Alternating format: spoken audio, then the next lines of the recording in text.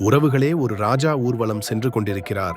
அப்போது ஒரு முதியவர் இன்பமாக பாட்டு பாடிக்கொண்டே வயலில் உழுது கொண்டிருக்கிறார்.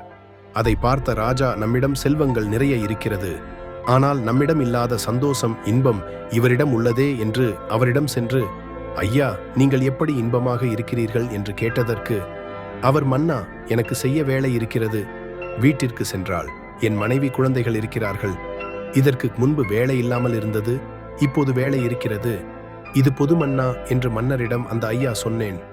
அதை கேட்டு மன்னர், நம்மிடம் இருப்பது மற்றவர்களிடம் இருக்காது, சிறிதிலும் இன்பத்தை காண்கிறவன் வாழ்க்கையில் இன்பமாக இருக்கிறான், கடவுள் அருளால் எல்லாம் நல்லதாக நடக்கும்.